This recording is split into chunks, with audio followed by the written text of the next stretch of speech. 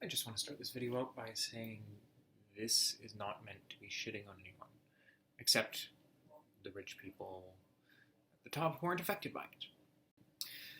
We live in an age of unprecedented isolation and echo chambers. Social media companies build algorithms that prioritize clicks and eyeballs rather than people's well-being, and it has been proven that this does harm, that they know it does harm, and they continue on with business as usual. This has fueled people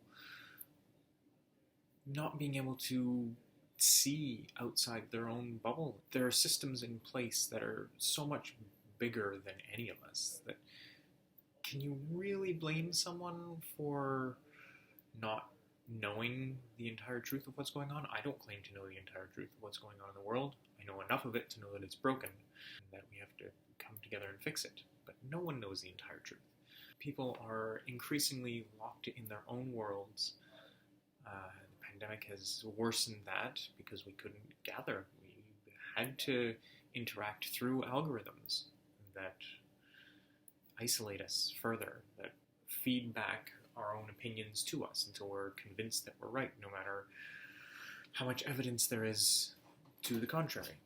People get locked in their own worlds with their own problems and don't see others until the point where they're convinced that their problems are the only problems.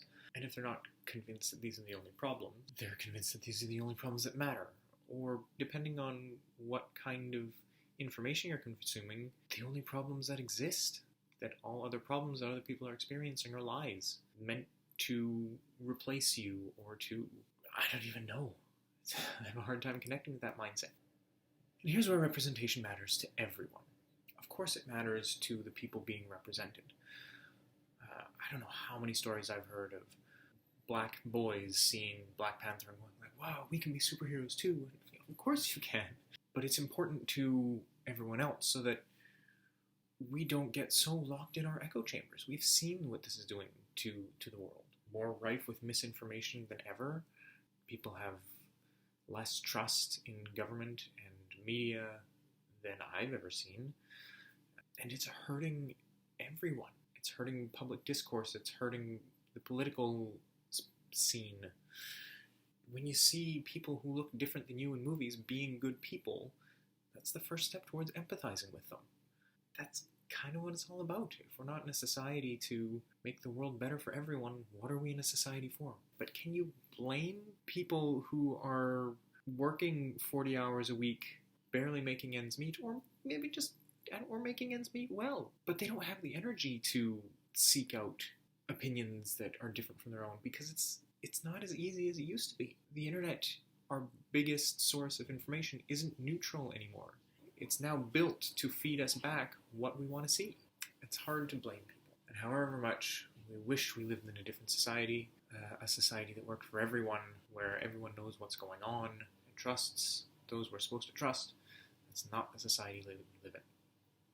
But we can make it the society we live in. Reach out and talk to people. There is a difference between agreeing on whether you think mask mandates are human rights violations.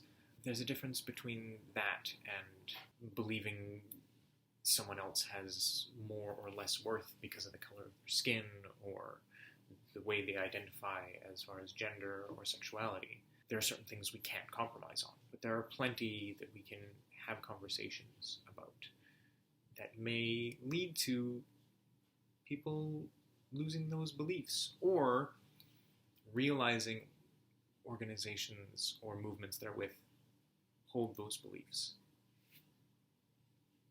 Thanks for listening.